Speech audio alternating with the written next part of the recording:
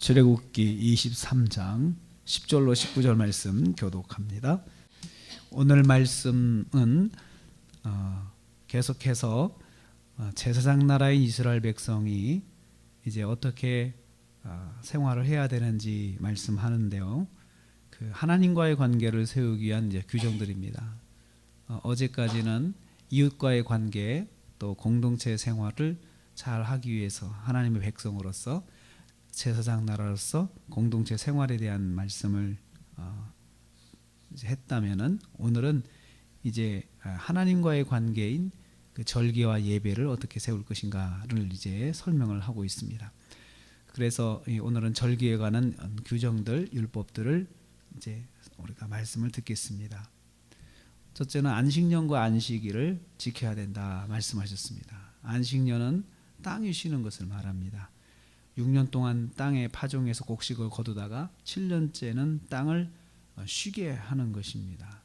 그래서 안식년 동안 자연스럽게 이 발생하는 소출은 가난한 사람들이 거두게 허락을 하는 것입니다. 그리고 포도원과 감람원도 마찬가지입니다. 그냥 가만히 놔두면 그 포도밭에서 이제 포도가 이제 맺혀지게 되는 것이고, 또 일하지 않아도 감람나무에서 열매가 맺게 되는데, 그것은 주인이 자기 것이라 소유권을 주장하지 말고 그냥 놔두어서 지나가는 나그네가 먹게 하고, 또 가난한 사람들이 와서 거두게 하고, 또 짐승들도 들짐승들이 와서 먹게 하도록 그렇게 했습니다. 그래서 일부러 땅을 기경하지 말고 쉬어라.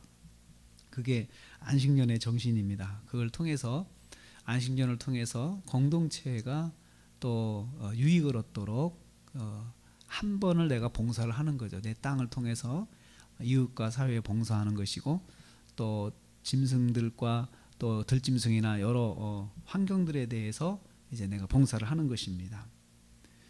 안식일을 지켜야 된다고 말씀하셨습니다. 안식일은 소나 나귀도 쉬고 짐승에게도 안식의 권리가 있는 것이에요. 그래서 무조건 짐승이라고 해서 계속해서 부리고 그러지 말고 쉬게 해라. 그리고 노예가 노예도 쉬게 해라. 특별히 여종들은 이제 집안일을 쭉 하게 되는데 일주일에 한 번은 그 노동으로부터 자유할 수 있도록 하고, 그걸 통해서 그 자녀들과 함께 쉴 수 있도록 그렇게 배려를 해라. 그렇게 안식일에 대해서 그렇게 말씀하고 있습니다. 안식년과 안식일을 통해서 땅과 사람이 쉬고 소나 나귀도 쉼을 얻게 하도록 하나님께서 말씀하신 것입니다. 그래서 내 것이라고 해서 내 땅이라고 해가지고 또 내 땅에서 나온 소출이라 해가지고 다 나를 위해서만 사용하지 말고 이웃에 대해서 봉사할 수 있는 길을 항상 여지를 남겨둬라. 그렇게 말씀하셨습니다. 이어서 두 번째는 3번의 절기를 반드시 지켜야 된다라고 이제 또 말씀을 하십니다. 절기를 통해서 이제 하나님을 예배하는 시간, 하나님을 예배하는 그런 주간을 집중적으로 갖도록 했습니다. 절기는 보통 일주일에서 보름을 지킵니다. 일주일에서 보름 동안 하나님만 생각하고 하나님의 은혜를 기억하고 예배에 집중해서 하나님을 이제 하나님과의 관계를 세우는 때인데, 첫째는 무교절입니다. 무교절은 15절에 나와 있는데요. 이건 유월절이죠. 유월절은 하루를 말하고요. 유월절 이후로부터 일주일이나 보름을 무교절 절기로 지켜서 그 기간 동안은 하나님만 예배하는 기간으로 모이게 하셨습니다. 그래서 이 말씀에 의해서 이 절기가 되면 이스라엘 백성들이 예루살렘 성전에 다 모이는 것입니다. 다 모여서 그 예수님의 공생의 사역에서 보면은 이 절기를 중심으로 해서 예루살렘으로 올라가세요. 1년에 이 절기 때는 남자는 반드시 여호와께 보이라라고 말씀하신 것이 있기 때문에 그 예수님도 이 절기를 기해서 나사렛 동네에서 또 사시다가 그 예루살렘으로 올라가시기 위해서 요단강을 타고 내려오셔가지고 여리고로 해서 이렇게 예루살렘 올라가시는 그런 공생의 사역의 주기가 있습니다. 이것은 바로 이 말씀 때문에 그렇게 하신 것입니다. 그래서 이 기간 동안은 그 하나님께 감사하며 예배하는데 출애굽을 허락하신, 출애굽의 구원의 역사를 우리 민족에 허락하신 하나님께 감사하는 시간을 집중적으로 갖는 것입니다. 16절은 맥추절을 지켜야 되는데요. 맥추절은 처음 열매를 거둔 때죠. 첫 열매를 거둔 때가 이제 맥추절입니다. 그때 그것도 그 절기로 해서 일주일 동안 하나님께 예배하는데요. 이렇게 우리에게 첫 열매를 주신 하나님 감사합니다 하고 지키는 것입니다. 우리로 말하면은 7월달 우리 7월 첫 주를 맥추절로 지키죠. 또 수장절을 지키라라고. 수장절은 연말에 이제 곡식을 거두는 것을 감사해서 일주일 동안 또 하나님 앞에 나와서 예배하면서 그 1년의 소출을 주신 하나님께 감사하는 시간을 갖는 것이 바로 수장절입니다. 우리로 말하면 추수감사절이죠. 추수감사절이죠. 그래서 이 안식일에는 사는 곳에서 안식하면서 하나님을 기억하지만 이 세 번의 절기는 성전에 나와야 했습니다. 예루살렘 성전 쪽으로 나와가지고 다 민족이 모여서 한 공동체로 모여서 거기에서 하나님께 큰 그 감사 예배를 드리는 절기가 이 세 번입니다. 무교절, 맥추절, 수장절, 이걸 그렇게 세 번을 지켰습니다. 그래서 이스라엘 백성은요, 이스라엘에서 이 성전이 있는 예루살렘에 반드시 유대인이다 그러면은 세 번은 올라와야 했어요.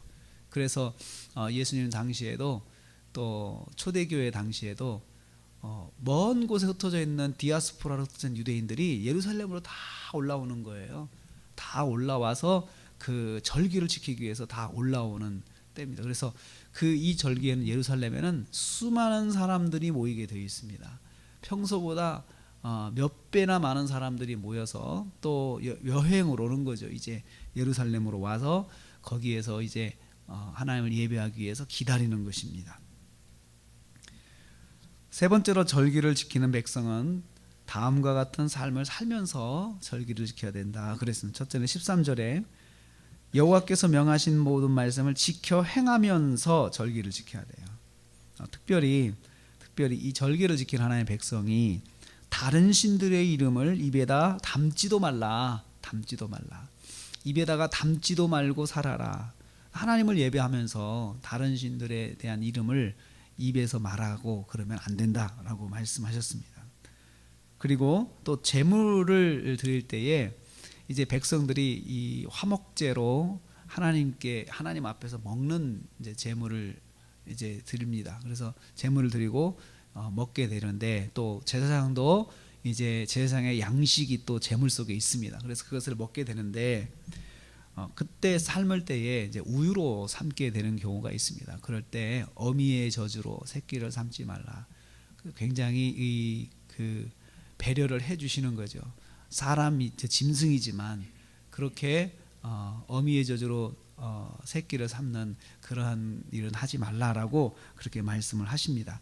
그래서 사람들이 짐승에 대한 것도 짐승도 안식하고 쉬게 하고 땅도 안식하고 쉬게 하고 해서 우리가 사는 환경과 우리와 함께 사는 이 짐승들에 대해서 하나님께서 무자비하게 대하지 말고 그 인간이 베풀 수 있는 그런 권리를 잘 베풀어서 짐승도 쉬면서 일을 하게 하고 또 죽은 짐승이라 하더라도 그렇게 함부로 대하지 않도록 그렇게 하셨습니다. 또 19절 말씀 보면 처음 거둔 열매에 가장 좋은 것을 여호와의 전에 드려라. 그 절기를 드리면은 하나님께 예물을 드리죠. 예물을 드릴 때 예물을 드리는 그 정신이 뭐냐? 제일 좋은 것으로 여호와의 전에 드려라. 제일 좋은 것으로. 그래서 첫 열매를 드림으로 해서 하나님께 감사하는 마음을 꼭 올려 드려라. 첫 열매, 가장 좋은 첫 열매. 첫 열매가 되게 좋거든요. 그래서 이것을 이거 하나님께 드려야 되겠다라고 생각을 하고 하나님께 드려야 된다. 그래서 하나님께 예배하는 그 절기에서 중요한 게 빈손으로 나오지 마라. 너희들 빈손으로 나오지 말라. 그렇게 말씀을 했거든요. 15절 후반부에 빈손으로 내 앞에 나오지 마라. 예물을 가지고 나오되 그 예물을 함부로 그냥 아무거나 가지고 나오지 말고 제일 좋은 것으로 하나님께 드려라 라고 정성된 준비를 할 것을 말씀해 주셨습니다. 이러한 것들은 하나님을 예배하는 그 모습입니다. 하나님께서 이제 하나님을 예배하는 것에 대해서 가르쳐 주실 것입니다. 하나님 어떻게 예배하며 살 것인가. 그래서 기본적으로 3번을 일주일 동안, 보름 동안 집중적으로 하나님을 생각하는 기간을 갖고, 안식일을 통하여서는 매주마다 한 번씩 또 하나님을 예배하는 시간을 가져라라고 말씀을 하셨습니다. 결국은 일주일 단위, 7년 단위, 나중에는 희년, 50년 단위 이렇게 해서 하나님을 잊지 않도록 계속해서 노력하고 살아야 된다는 거죠. 사람은 망각을 하거든요. 그래서 망각하지 않도록 반복적으로 하나님을 예배하고 또 말씀을 지켜가면서 삶 속에서, 공동체 속에서 서로 하나님 말씀대로 살아가면서 오직 하나님 중심으로 살도록 하나님께서 명령하신 것입니다. 한 주간이 또 지납니다. 이제 또 한 주간 동안 새벽 예배 또 승리하신 거 축하를 드리고요. 또 수고를 많이 하셨습니다.